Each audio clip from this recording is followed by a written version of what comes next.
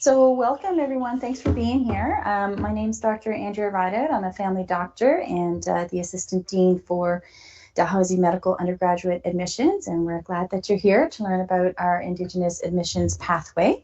To begin, of course, want to have our land acknowledgement where we recognize that Dalhousie is located in Mi'kma'ki, the ancestral and unceded territory of the Mi'kmaq people. We are all treaty people. It's a beautiful day in Mi'kma'ki after a rainy day yesterday, and so grateful that the sun has come out. We also recognize the histories, contributions, and legacies of African Nova Scotians and people of African descent in the maritime communities who have been here for centuries and also making our communities strong and healthy. We encourage you, for those people online as well as here, to reflect on your own relationships with the lands and the spaces in which you live and the peoples with whom you share it. So I'll just go through a few introductions of people that are part of Dalhousie Medicine, and most of them who are here today. I've already introduced myself, Dr. Andrea Rideout. Dr. Brent Young is our Academic Director of Indigenous Health at Dalhousie Medicine. I don't think he's online this evening, but he might join us later. We have Tralee Glasgow, the Program Assistant for KW, or Keku'tmasiek Welo'ltimk. I'm continuing to practice my pronunciation, so forgive me if I missed a few syllables there. Jordin Fletcher, Dal Medicine Class of 2025, Med 3, Kalei Crowell, Dal Med Class of 2026, Med 2, and Alex Marshall, Dal Med Class of 2027, Med 1. Carolyn Doyle is our admissions administrator down in our admissions office, which is just one floor down over in the CRC. And Al Thomas, who is online, who is our admissions and student affairs assistant. So you can put faces to a few of the names if you have any correspondence with us or questions. So just to go over our campuses, we are a distributed campus. So Dalhousie started over 180 years ago, Dalhousie Med, with the campus in Nova Scotia, and it was that way for a very long time until 2010 when we developed the campus in New Brunswick. And then this year, we're going to have a campus in Cape Breton, which is very exciting. So we, not this year, but in 2025, but the application for 2025 includes the campus for Cape Breton, which is in Sydney, Nova Scotia. All of the components of an application are submitted electronically to Dalhousie Medicine Admissions Office. So people always ask us about our number of seats, and this is a breakdown of what they are. All of these are domestic seats that are provincially subsidized by the governments of Nova Scotia, New Brunswick, and PEI. So for the Halifax campus, we have 79 first-year positions. The Cape Breton, we have 30. Oh, sorry, I already moved away from teams. Sorry, teams. The Nova Scotia Cape Breton campus will have 30 positions.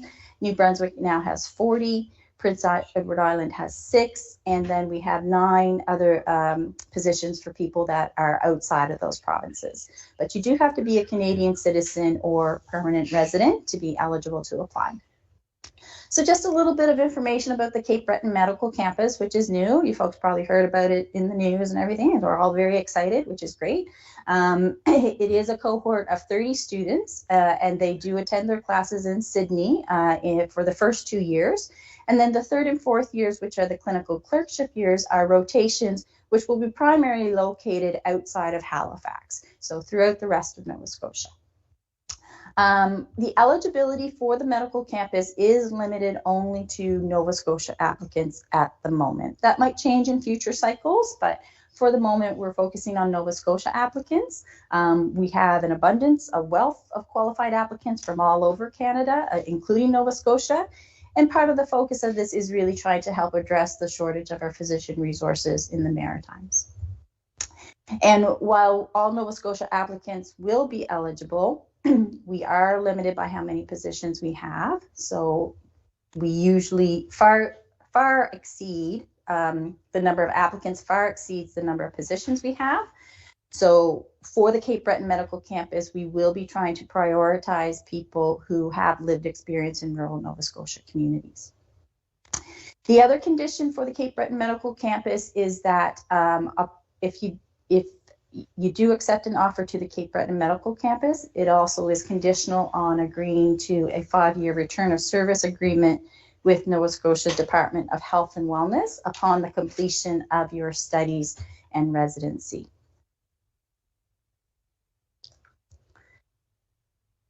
So yes, in the app, so because we have this new campus and we have these different criteria, we will be asking all Nova Scotia applicants to select their Nova Scotia campus of preference. So whether they want to, if they prefer to go to Cape Breton, they'll rank that as number 1 and Halifax as number 2, and vice versa. If you prefer to be Halifax, you can rank that as number 1 and number 2. But just because you rank 1 or 2 doesn't exclude you from either campus. It just helps us understand what your preference is. For the applicants in the Rural Admissions Pathway, those applications will be initially reviewed by our Rural Admissions Subcommittee, which we've brought together. And that's representative of Dalhousie faculty as well as community members, and specifically community members from outside Halifax and rural Nova Scotia communities. And if you do want more information about the conditions of an offer to the Cape Breton Medical Campus, specifically information about return of service agreement and what that entails, you can contact the Cape Breton Associate Dean's Office at this email. This information is also on our website, so don't worry if you don't catch it here. So as I said, we have different pools, different positions for each of the provinces. And so to determine which applicant pool you fall under, we have a definition of the place of residence. And that is basically defined as the last province you've lived in for 12 consecutive months, excluding post-secondary education. So if you went to high school in Nova Scotia and then you went away to BC for your undergrad degree and you're just finishing up, you're in your last year of your BC degree, all of your BC degrees post-secondary, so that we don't count that towards your residency. So the last place you lived in was where you went to high school, which was Nova Scotia, so you'd be a Nova Scotia resident. If you graduated high school in Nova Scotia, went to BC, and then decided to work in Alberta for a year, then now you are an out-of-province applicant because you've been living outside of Nova Scotia or you've been living in Alberta for 12 months, excluding post-secondary education. Oh, yes, thank you, yes. Specifically with respect to the Indigenous Admissions Pathway, if you are Mi'kmaq, Wolastoqiyik, or Passamaquoddy, but have been living outside of Nova Scotia, New Brunswick, Mi'kmaq or Wolastoqiyik or Passamaquoddy for more than 12 months, it's important to include that in your application, because then if you have provided the documentation to say that your community is here in Mi'kmaq or here in Wolastoqiyik or here in Passamaquoddy, even though you've lived out west for whatever reason, if you are eligible under the admissions pathway and you have demonstrated that your community is here in these in Mi'kmaq, Wolastoqiyik, Passamaquoddy, you will be considered as an in-province applicant. And that's important to know because, of course, the number of seats for in-province applicants is far more than the number of positions for out-of-province applicants. Thank you for reminding me, Carolyn. Okay, so this is the Indigenous Admissions Pathway, and you know, it was established a couple of years ago, community informed, and we have the Indigenous Admissions Subcommittee, which also includes a lot of community members and leadership from Mi'kmaq and students and faculty, and the chair of it is our Academic Director for Indigenous Health, Dr. Brent Young. So we've established this, and it's meant to help facilitate access of medical education for Indigenous applicants because we recognize that we've done a very poor job for a very long time, and we need to address that.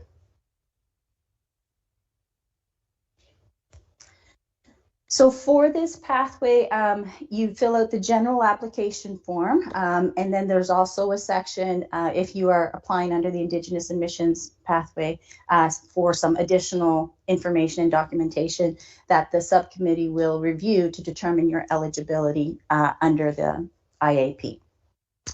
If it turns out you're not eligible under the IAP, your application is redirected towards the general pool. So for the self-identification requirements, it is required to upload a certified copy of one or more of the following documentation. So for First Nations, a certified copy of one of the following documents, which is a certificate of Indian status issued by the Government of Canada, or written confirmation of membership or citizenship with a federally recognized band or tribal authority in US or Canada. We also have the different types of documentation that are currently reviewed for Inuit as well as Métis. And this information is all on the website too, I believe. Yay! Updated. Awesome. And if people don't have those documents for whatever reasons, you are still required to provide a 250-word statement that helps to understand how your connections to your community. And the documentation has to demonstrate how you've met the membership or citizenship criteria set forth by the Indigenous nation to which you claim your membership is. And for these documents, they do have to be certified, and they can be certified by any one of the following professionals. And this is on our website now too. Yeah, that's a big long list to remember, so good thing it's on our website. And then these are some photos of some samples of documentation for reference purposes. And if you don't see something listed there that is uploaded, right, and like say, or contact Trey Lee or Dr. Young, and we can have a discussion about that. Where the academic director and Trey Lee, KW, are there to support applicants as well as students. Hi, come on in. So it is important to know that false claims, I mean, I'm sure you folks are probably familiar with that, lots of stuff in the media, and it's quite harmful when people falsely identify in terms of indigeneity. It takes away resources from the people who have been denied it for so long. And so that is why we have created these processes to help to try to mitigate that. And so that's why we've established the subcommittee and have asked for this additional information. If fraudulent behavior is identified, it will be investigated and treated in accordance with university policy. This is where I flip over? Okay, so I'm going to flip over to Carolyn, and she'll go over the, oh, yeah, right. Before we flip over, Brent, I know you're online. Before I start into the next section, is there anything you wanted to say or touch on? No, I don't have anything specifically that I need to touch on. I think the presentation is going really well. I just mostly wanted to show face and let people know that I'm here and I'm happy to support. I think if you have any questions or anything, as was mentioned, please feel free to reach out. You can ask them here. I'm here till about 5:45. And as well, you can reach me by email at brent.young@dal.ca. And we also have our program email listed on the website as well. And it's just kw@dal.ca. Awesome. We can't actually see your face here in the theater, but I think the people online can, but we can hear your lovely voice. So thanks, Brent. Yeah. And feel free to raise your hand at any point before 5:45 if something comes up and folks want to ask me a question. Okay, thank you. So I'm going to talk a little bit about the academic and non-academic requirements for medicine. The first one being our degree requirements, which is that you have to have a 90 to 120 credit degree completed or in progress to be completed prior to the start of the undergraduate program. And so Andy introduced the students at the beginning. So I'm going to turn it over to you if you're okay with sharing what your background was before you came into medicine. And the mic there, you just got to turn it to whoever's speaking so the people online can hear you clearly. That's so nice of you guys to make me go first. Yeah, so as I was introduced, I'm Kalei. I did my undergrad at St. Mary's. I did specifically in chemistry with a forensic certificate. I graduated at the height of COVID, which was really exciting to know what not to do. And then I took on a program called the Medical Laboratory Assistance Program. I did that. It was 6 months, and then I worked in blood collection for 2 years before coming to medicine. Everyone, I'm Jordin. I grew up in Mi'kma'ki, and I'm a member of Missinaibi Cree First Nation in Ontario. And my grandfather belongs to Millbrook First Nation as well. For undergrad, I did a couple different things. I started in a general science program and then thought, oh, if I don't get into medicine, what am I going to do? So then I ended up doing a nursing degree at Dal, but I graduated in 2016, so a long time ago. And then I worked for a few years and did some graduate courses in mental health and addictions, and then did my application for this program. I don't know what year it was anymore. Awesome. Yeah, and so I'm Alex, First Nations, belong to the Annapolis Valley First Nations down in Cambridge area. And then I was kind of following what they mentioned earlier, how I was away. So I did my undergrad here at Dal in kinesiology, graduated in 15, and then I did my master's in physio, graduated in 17, worked here for a bit, and then I went to Winnipeg to work there for 3 years, and then did the whole application kind of from away. So I can speak to if anyone's kind of running through that at all. And then, yeah, so then I came back in August and just finished my first year this year. So it's kind of been a whirlwind, but Thank you. Now we are. So you can see there's a lot of variety. The nice thing about Dalhousie Medicine is we don't have any specific degree requirements. You can really explore any program that's interest to you. I think the students can probably speak to this as well, that it really makes for a nice composite in the class, people with all different backgrounds and all different degrees and graduate degrees. Not everybody has a master's, and it's certainly not a requirement, but there are usually a chunk in the class that do have that experience coming in as well. So yeah, that is our degree requirement. So a 90 to 120 credit degree. The earliest that you can apply is when you're entering the final year of your program. So if you're doing a 4-year degree, that would be the end of 3rd year. And so you're essentially filling out an application while you're finishing the final year of your program. This slide is very busy and there's a lot of information, but we tried to kind of capture it. I'm going to focus on the Indigenous Admissions Pathway pieces. So we talked about the degree requirement, the GPA requirement. So under the Indigenous Admissions Pathway, there is no single component of the application that's considered grounds for ineligibility. And so GPA and MCAT specifically, you can apply and those minimum thresholds are not part of the Indigenous Admissions Pathway. The MCAT, which I'll talk a little bit more about in a second, if you've completed it, it has to be completed within the last 5 years. The MCAT is also now an optional requirement for the Indigenous Admissions Pathway. So if you don't have the MCAT, there are some prerequisite courses that you do have to show and demonstrate that you've completed as part of your degree, which I'll talk about in a minute. If you've written the MCAT, it is a piece that can be used in your application to demonstrate that academic capacity, which will be expected of you once you come into the medical program. So it's a good tool for reviewing that information. I know nobody wants to think about MCAT anymore, ever again. Do you want to share highs, lows? Any advice for those that are thinking about writing it or are scheduled to write it soon? I know I'm putting you on the spot. Yeah, I wrote mine. I was lucky enough just to have read it once, which was a kind of an attest to the program.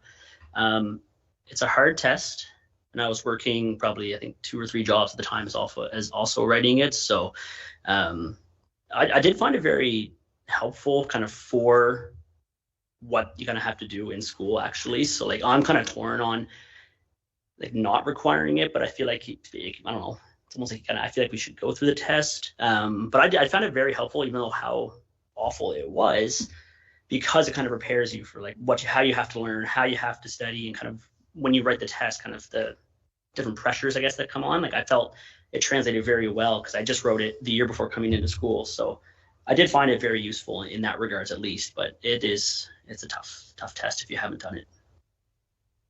Other than that, I mean, it's just make sure you give yourself enough time to get through the material and kind of plan it out the study. Thanks for sharing, Alex. And I'm glad you said that because I've actually heard that before from students. Is sometimes the content isn't the prep and the time management and what you had to do to prepare was actually more helpful than sometimes the actual content of the MCAT. And so still a really important piece of coming into the medical program. Andy, do you want to? Yeah, no, I just wanted, and thanks for those comments. The only thing I also want to say is that if you do decide to write the MCAT as a component, it's good for 5 years. At the same time, it's also costly. And there are resources to help with that cost through KW as well as the AFMC MCAT bursary program. So if you have concerns about that or want to apply for that, so the AFMC applications, I think, are open now. And then for KW, in terms of bursaries and things like that, contact KW at dal.ca. Thanks, Andy. Yes, go ahead, Brent. Yeah, I just wanted to pick up on some of those comments. If you're wondering about the MCAT, we're happy to provide kind of individual guidance after this session if you'd like to reach out to us. And as was mentioned, I think there are a number of reasons why people may choose to write the MCAT or may choose not to write the MCAT. And I think some of the common kind of pros and cons have been identified, but certainly on the list of pros, it is something that can kind of give you a sense of where you're at in terms of multiple choice testing, because that is where the medical school is in terms of a lot of the assessment being based on multiple choice testing. And so it can help you gauge some of that. But if you decide to write it and you don't, you feel that the score may not be beneficial for your application, you can always decide that you're not submitting your score as well. But yes, I would agree with Dr. Rideout. It is a very expensive test, and not only the test itself, but certainly the amount of time that you might need to take off from either work or the childcare that you would need to have in place to study, or traveling to a testing center, which I believe are only located here in Halifax right now in terms of the Maritimes. So all of those things would need to be weighed when you're trying to decide whether or not the MCAT is for you. And we're happy to help you work through some of that. Thanks, Brent. And yeah, as Brent mentioned, the testing dates are limited in Halifax. For the upcoming application cycle, which opens in a couple weeks, the deadline to write for this cycle is August 10th. So you have to write on or before August 10th. So that's something to keep in mind as well. I've been told that if you go on and the testing sites are full, just to keep an eye on that, because people cancel their test dates all the time, so seats can open up if you're trying to find a site around locally here. And this it gives you a little bit of information about the admission or the MCAT test and the 4 categories that it's testing. So you can, like Brent said, you can reach out for support with that. And if you're trying to decide whether or not to write it, or if you've written it and you're not sure whether or not you want to submit the score, there's lots of resources and people that can help you navigate through that. Can I add something to that? All that, I think I'm Jordin again. That I certainly some of the content and the process of the MCAT can help build certain skills. I don't think that's certainly necessary for medical school, and it's a privilege, I think, to be able to have the time and resources to do that. That was certainly a barrier for me in applying after so many years. To be able to take that time off to study was really a really significant impact and commitment for my life. Like to take months off of work, or it's a big thing, and I don't think you necessarily need it. If you're doing it, do a lot of practice questions. That's all I have to say. Yeah, sorry. And the other resource is the AMC website on MCAT, because they have a number of free resources there, including sample questions. So again, if you want, if reach out to talk about whether or not the MCAT's right for you, and if use the information and check out the free resources. And if you think it's the right thing for you, then by all means go for it. And even if you, like I said, the thresholds don't apply to the Indigenous Admissions Pathway, but if you do submit an MCAT score, it's used as part of a holistic review by the subcommittee. So it is an individual decision. And as Dr. Young said, he and KW or Trey are available to you to have that discussion to see if MCAT might be a helpful thing for you or may not be. Can I ask one more question? Sorry. Yeah. We don't see the breakdown of each of the 4 components, do we? We only see the whole score, right? No, you only get your total score. Yeah. Although I think the AMC, do they release your section scores? Yeah. So you would release your section. So but we don't evaluate those. No. Yeah, The subcommittee only sees the total score. The total score. Yeah. And so those who choose not to do the MCAT or have written it and have chosen not to submit it as part of their application, there is a requirement to have the prerequisite courses in the absence of the MCAT. And so there's 2 sets here, depending on the type of degree that you've completed. If you have a degree with a major in science, you're required to have at least 2 full course equivalents, which is 12 credit hours in arts, social sciences, and or humanities within their degree program. And if you have a degree with a major in arts, social sciences, or humanities, then you're required to have the science equivalents. So 12 credit hours, 4 3-credit courses, or 2 6-credit courses. It took me a long time to figure that out. Today it was kind of, embarrassing. Anyway, so that's the prerequisite course requirements in the absence of the MCAT. Another component of our application, which we use for assessing non-academic attributes, is CASPer, which is the computer-based assessment for sampling personal characteristics. And CASPer assesses for non-cognitive skills and interpersonal characteristics that we believe are important for a successful student and graduate of our program. There are 3 CASPer test dates to choose from for each application cycle. The 3 for this cycle are published on our website now. CASPer is a little different. Unlike MCAT, it doesn't fill up. You don't have to worry about not getting a seat and a date that you want. You take CASPer from your own home, from your own device, and you can select the date that works best for you. How do we feel about CASPer? Oh. I don't know. You do it. Well, for me, it was a little bit difficult. I have dyslexia, so it was a nightmare for me to have 5 minutes to quickly, furiously type out a question. I don't know if anything that I wrote was legible, but I still made it here, so it clearly works. They basically just ask you questions to assess, I guess, how personable you can be, how you critically think, how ethical you are. Like, a lot of the questions are your very typical, like, ethical conundrum kind of moment, and they just ask you to kind of like explain your ground on it. I don't really remember it a lot. And by the way, I am from Wolastoqiyik First Nations. I did not say that. I was so focused on Carolyn's question the first time, but my family's originally from Yarmouth. I think for CASPer, at least from my experience on the Indigenous Admissions Subcommittee, I think it's helpful to know what we look at and what we actually see from that. And it's like a standard deviation from the mean, right? That's kind of the score we get, and no more information than that. Yeah. I don't know if anyone has written it yet. I think my year was the first year they introduced the speaking questions on it as well. So it was like, what is it? Videos. 5 and 3. So it was essentially they'll give you like a prompt. If you haven't done it, they'll give you a prompt of like an ethical conundrum. You have to typically type it out over about 5 minutes. And then in my year, they introduced 3 written or spoken questions, where you talk to a blank screen, which was honestly probably the worst part because you're just talking to a screen. So you kind of ramble and it just kind of snowballs a little bit sometimes. But it's not an awful test. Like, you don't really study too much for it. Kind of just, it's one of those things you kind of just do, I guess. That one doesn't require a lot of studying. Yeah. I just like, truly for me, it was the typing that made it hard.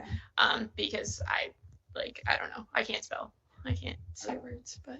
I read a book I think it was called BMO. Got it from Amazon for like $20. it was a quick read, just kind of give you the outline of it. So it gave me like how to approach it.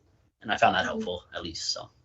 And we have no idea how we did on that test. You don't get your. I got my quartile. The applicant What? Yeah, I got my quartile. CASPer does give feedback now in terms of quartiles. Oh, yeah. In your I don't first, know if second, it did third. my year. I don't No, think they did. no, not in your Oh. year. No, I think Yeah, my we year, had It was such a mystery. I Like, think my year was the first that got our quartiles because Oh, we wow. did not see our quartiles. Yeah, I got my quartile. Yeah. well, they know how they did.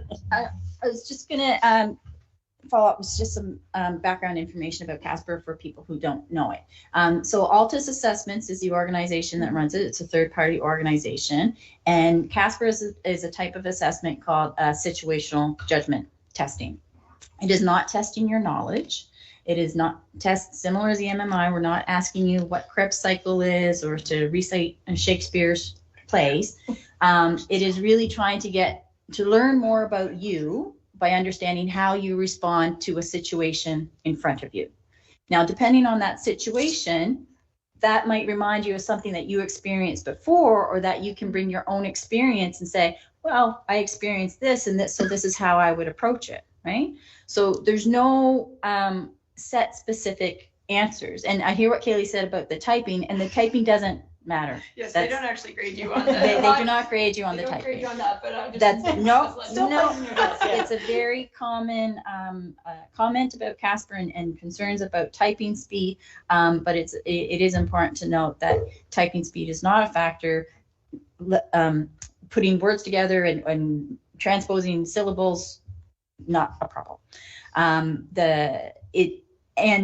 again, with situational judgment, it's multiple stations, right? So it's giving you the opportunity in different situations. How do you respond to this situation? And that's kind of the strength of both the CASPer and the MMI. It's called multiple sampling methods. And so you have multiple opportunities to present yourself in different ways. And that's also part of how we've created our application process. It uses multiple tools to look at the applicant from lots of different perspectives and try to put it all together and say, okay, this is what we know this applicant fit with our program. And so that's why we use the test that we do. Similar to the MCAT, there are bursary opportunities for CASPer. It's much less costly than the MCAT, but you do have to, unlike the MCAT, if you reapply, you have to do the CASPer each year and submit a new CASPer score each year. Thanks, Andy. So talking more about our non-academic requirements, MMI stands for multiple mini interview, which is the interview format that we use. I think it was starting with Jordan's class. We were the first class to do virtual. Did you do asynchronous? Yeah, I did. Yeah. So we don't do that anymore. So that's a nice, that was the first year. COVID threw a wrench into our plans and we had to switch to a virtual interview. And that year, applicants were presented with a question and they had 5 minutes to record a response. So similar to what Alex was saying, basically talking to a screen, which is and probably was challenging. We got that feedback from applicants. And then those were reviewed. But now we've switched to a synchronous style interview, which is also virtual, but you enter a room and you're actually interacting with an interviewer, which is nice component. So 5 to 8 stations, and each station lasts 8 minutes with 2 minutes in between each one. So kind of similar to CASPer, you're presented with a scenario. Again, it's not testing your anything scientific knowledge, anything like that. It presents you with a scenario or a topic, and then you enter a virtual room and you have 8 minutes to discuss that with the interviewer in the room. And again, as Andy mentioned, it's multiple stations, so multiple perspectives and multiple interactions with different people. And our interviewer pool is made up of faculty, staff, community members, students. So you could interact with a variety of different people on your interview day and are observed by a series of single raters. So part of section 2 of the application, so the initial application you'll hear referred to as section 1 is submitted to the registrar's office. Any application to any program at Dal has to submit an application to the registrar. And then as early as the first week of July, you will get access, you'll get an email with a link to access section 2, and that is where the bulk of your application is going to be. The additional sections where you upload your self-identification documents is in section 2, as well as these next 2 pieces I'm going to talk about. So the personal statement, which are our short answer questions. So there'll be 5 short answer questions that you'll have to provide a response to.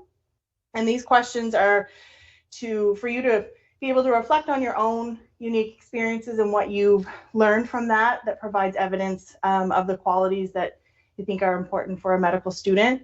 And for things that you're still developing, it's an opportunity to seek out new experiences that will help develop those qualities. The questions change every year, so the questions from the previous application won't be the same as the upcoming. And yeah, we have a line there, additional 1 to 2 questions specific for priority community pathways, but I don't actually know if that's...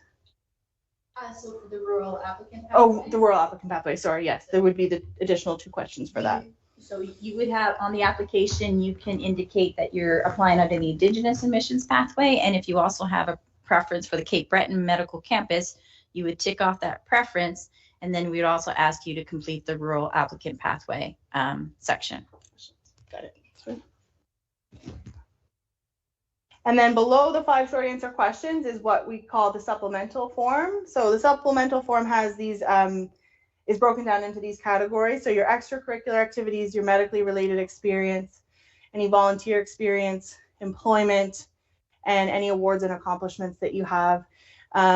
Typically, we want to see things that are done post high school, but if you've been involved in something and you've continued on with it, you should absolutely include it in your application.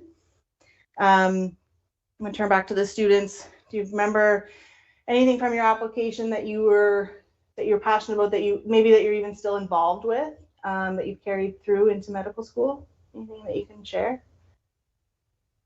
Not one that I'm still involved with, but one that I really enjoyed. The public libraries here in Halifax, well, in Bedford is where I did it. They have an ELL thing, which is helping people who just moved here to Canada get better at English. So you just go and chat with people all day and just help them with their English, which is really fun. It was a great way to meet people, as well as just, I don't know, it was a nice thing that went on my resume as an activity, but to me it wasn't really a resume thing. It was kind of actually just going out and meeting people and helping them out, which was really fun to me. And it was an hour a week, and it was great. Yeah. Oh gosh, I don't really remember what I put on my application. I definitely did. I played ultimate frisbee. I put that on. Some of the volunteering I had done. I volunteered with one of the student-led clinics after I'd graduated nursing.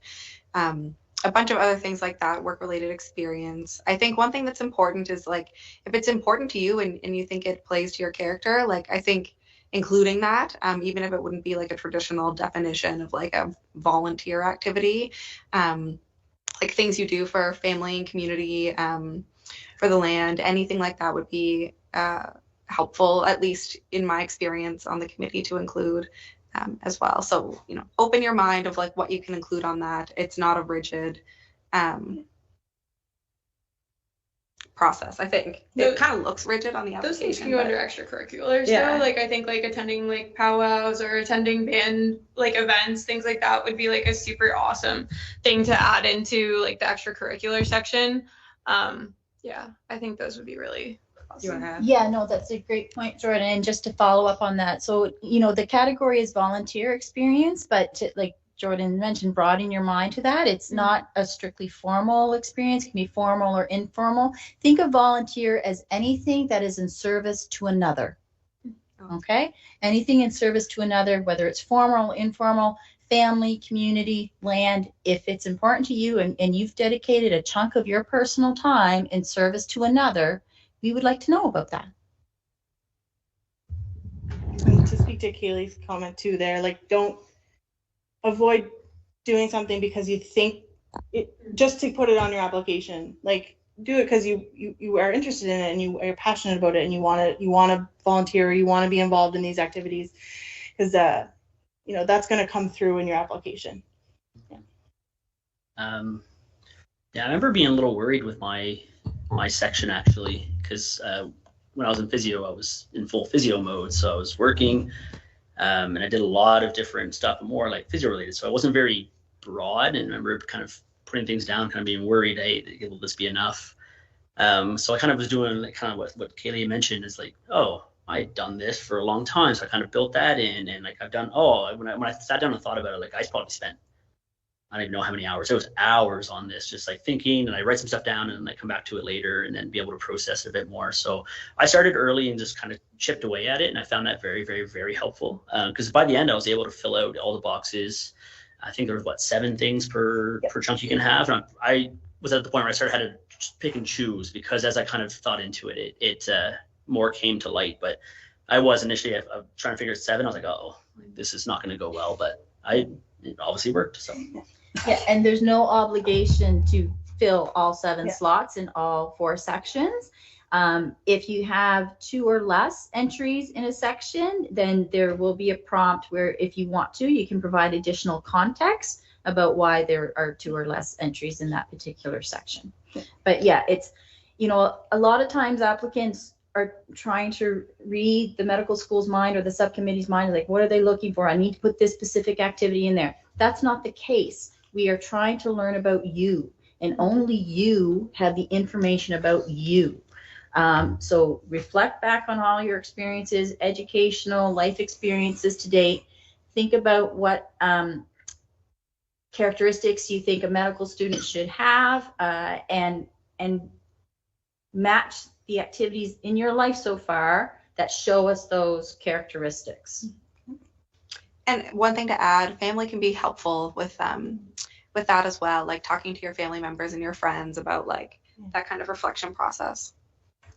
And just one more thing that I would add, this was a piece of advice that I was told, is like keep a notebook of like all the things that you do. Like even if you start now and you just write down what you like to do in a run of a day, like you'll find, like what Alex did, you'll find all of those things that like, oh, I've done this, I do this, I do this, I do this. So just having like a running notebook, so then you can like go back and be like, oh, who can I have as my contact for that is really important, because we do have to put contacts to verify. I don't think we email every single verifier, but it's good to have those just so that you know that you have somebody that will be able to verify that for you. So I did that exact setup, but I also went further with that too. And everything that I did in those experiences, I kept that running after the application to get ready for the interview. So I kind of ran with that and be like, okay, I do this. How does it help me? Or like, how is this a strength going forward? So I kept that running, like thinking about it and running through it. Like it wasn't an everyday thing, but like every now and then I come back and like type some stuff out, which is really helpful. So yeah, that's great advice, especially if you're still maybe a year or 2 out from applying. Start keeping track of the things that you're doing. And I know Jordin mentioned the actual format of that application seems quite formal, but it's just the formatting of the application portal. But if you have those things documented, so what you did, maybe a little blurb to remind yourself what you did, and a verifier, like a name and a contact, when it comes time to fill out the application, should be very easy for you to kind of fill that all in. Deadline, we always put this in, but anyways, deadlines are important. Every year there are some applicants who miss a deadline, and because of our timeline and when our interviews are, we have to make sure our files are processed quickly and efficiently, and so we have to stick to these deadlines, and they are firm. So just make sure you have them marked in your calendar. Put a reminder like the day before you're supposed to do something, and then the next day, and then an hour before, just so you don't forget. The big one there, so opens June 15th, closes July 31st for Section 1. I talked about the August 10th deadline. And then Section 2 closes on September 3rd at midnight Atlantic time. And then the CASPer test dates are there as well. So those are the ones for this upcoming cycle. And I'm going to get Andy always does this slide so well. So. Yeah, so you got a lot of information, and it's medical school application is a long process. It's kind of like a prep course for medical school. But and people are always asking, like I said, they ask, well, what should I do and how should I prepare for medical school? And I think it comes down to these things, if you can keep this in mind, is to always be curious and to always be kind. And when you're filling out your application, you think about the activities that you want to include. How does this activity highlight my curiosity and my lifelong learning? That's where the academics come in, right? Because academics is all about lifelong learning. But learning happens outside of academics too. So anything that demonstrates your curiosity is helpful. Because in medicine, you do have to be curious and you do have to be a lifelong learner. And then the other important part is to be kind. That's the whole part of medicine. It's a helping profession, and we're trying to help people to be the best they can and to be as healthy as they can. And it's not always easy to be kind all the time. And at the same time, that is one of the root principles of medicine. And most people that are coming into medicine have that altruism and kindness within them, and that if they see something wrong, they want to help. And so if you keep that in mind, and what experiences to date have helped to highlight your kindness and keep your kindness, those are really important for coming into medical school. And those are things that we as a medical school really value. Before I go to the next slides, which are kind of just some contact information, Brent, are you still online? Is there anything as we get to the end of the presentation that you want to add? No, I don't think so. Okay. So along with the wonderful students that are here today, we also have a program called our Ask a Med Student Reps. So these are first year students heading into second year. So in New Brunswick, CM and Hira, and then Matt, Haley, and Ben in Halifax.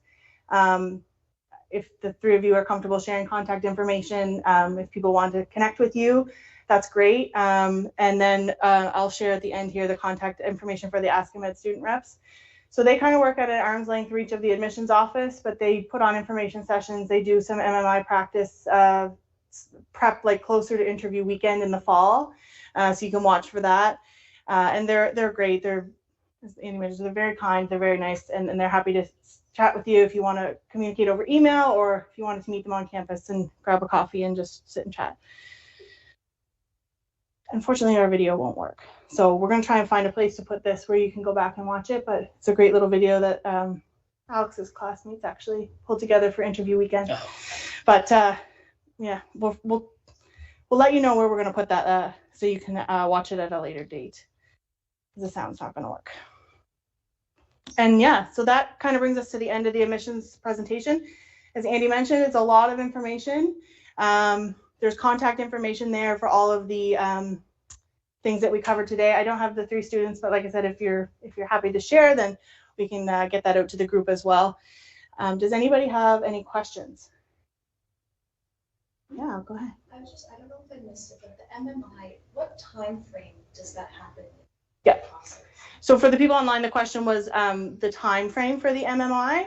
So interview weekend for the upcoming application cycle will be November 30th and December 1st. So you will either interview on the Saturday or the Sunday, and each day has 3 administrations. So there's like I think a 9 o'clock, an 11:30, and a 1:30, I think.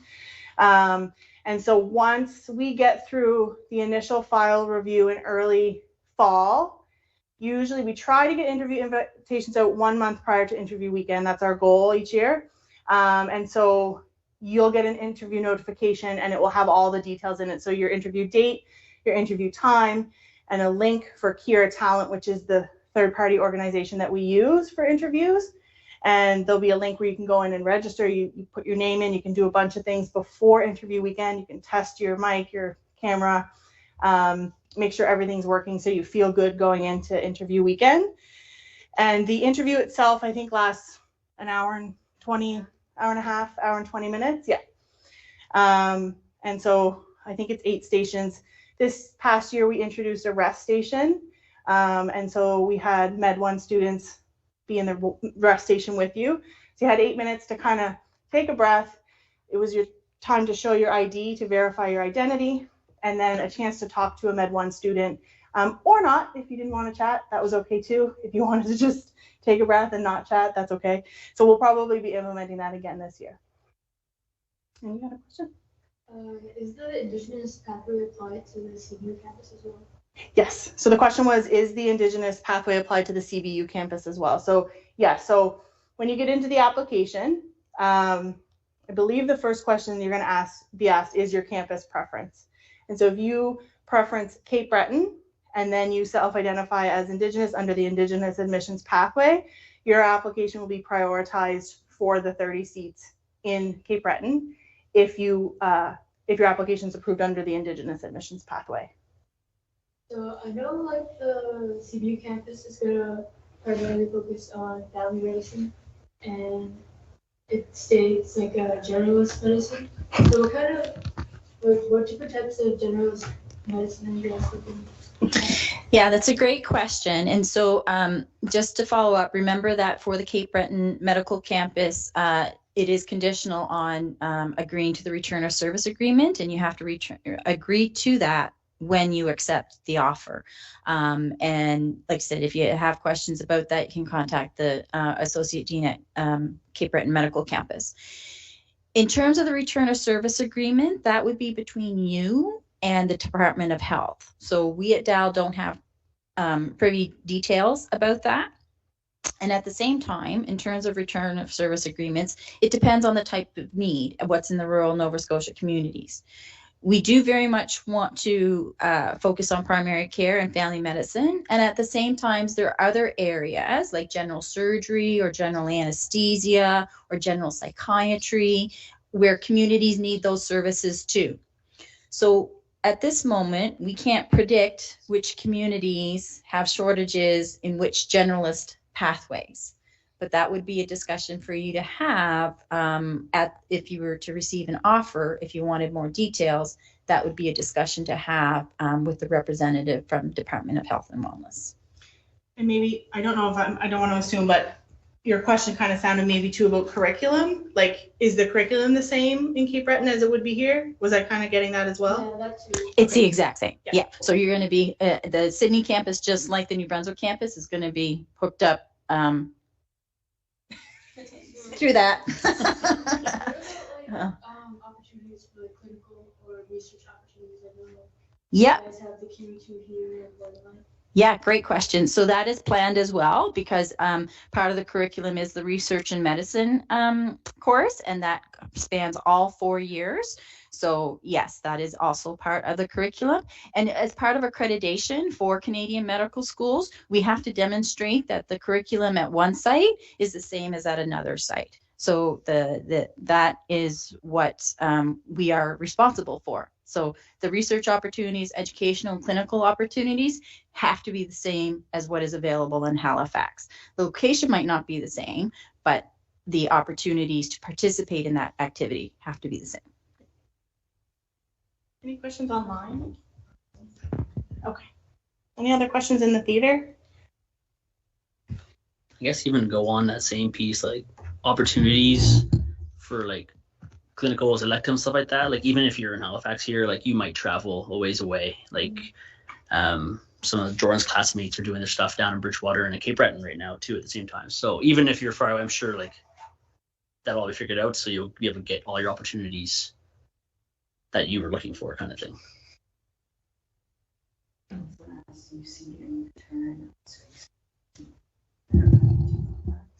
The question online is, do you see a return of service contract coming to the Halifax campus? No. Unlikely. I can't speak for the government, so I can't give a definitive answer, but it would be unlikely. And the return of service with the Cape Breton campus is there now. We also can't speak to what that's going to look like in a couple of years, and if that will still be there, if it will change, what that will look like. Everything on the admissions website is updated, and admissions process and requirements are updated annually. We usually update any changes to the website usually in March each year, once the academic calendar edits are published with Dalhousie. So that's a good time to kind of keep an eye on the site if you're planning to apply in the future. And usually anything, if there was a major change, it would be heavily published, and we would make sure that that's communicated quite broadly so people are aware. Anybody else? No? Okay. Yeah. I have a question. Oh, no, you go ahead. I'm just wondering if you could touch a bit on the reference letter piece. Sure. So the question was about reference letters. So formal reference letters are actually not required for the medicine application at DAL. In your supplemental, when you list your activities, so your extracurricular, your volunteer, employment, any activity you list, you have to include a name and an email or a phone number. And we do verification checks as part of the application process for anybody who's invited for an interview. And so those are conducted usually December and January each year. So you can let your references know to expect that you may see something come from us. We do at least one check for each applicant. It's usually something that is recent and significant in their application. Extracurricular activities, like if you're an avid runner, we're likely not going to reference check that because you're the only person that can verify that for us. But it's still important that you have something there or somebody that can speak to the fact that that information is true and accurate. Share your application with your references. Let them know what you've put in your application and how you've reflected it. We have reached out to verifiers who've said they don't know who the person is or that the information that they've listed is not entirely accurate. So really make sure you communicate with the people that you're listing. That doesn't happen very often, but it has happened. So it's preventable. Yeah. Sharing your information Yeah. with the verifiers. Somebody told me that a student told me one time that they saved a PDF of their application and they sent it to their verifiers. And then they had it, they were able to look at it and see what's there. And if avoid that before it's submitted, if you can. I thought when I looked on the Indigenous Pathway, I just want to reconfirm there's not a letter needed from like an organization. So this year's self-identification components have changed slightly from last year. So last year there was a letter of support from an Indigenous media. So that has now been removed. Now it's the 3 documents that we outlined in the front. And then if you don't have any of those, it's the 250 word statement that you write. Yeah. Yeah. But yes, great, good catch. Because that just did just change. Anything else online? No? We are booked till 6:30. If the students if you want to stick around and speak to the students personally, there's some extra time. But I really appreciate y'all being here. Yes, thank you, Al, for being online, and thank you, Brent, if you're still there. And thanks, Trey. Yeah. And if you have questions after today, if you think of something, contact information is there. We're in the CRC building, and I keep calling it, it's not the Global Health Office anymore.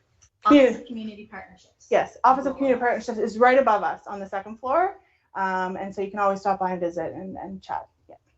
But thank you for coming tonight. Yes, thank you for coming. Yeah. I hope to see your application. Yeah. Sorry, I can't stay. Yeah, no worries. So yeah, June 15th, application opens, so you can watch for that. Awesome. Thank you all. It's great.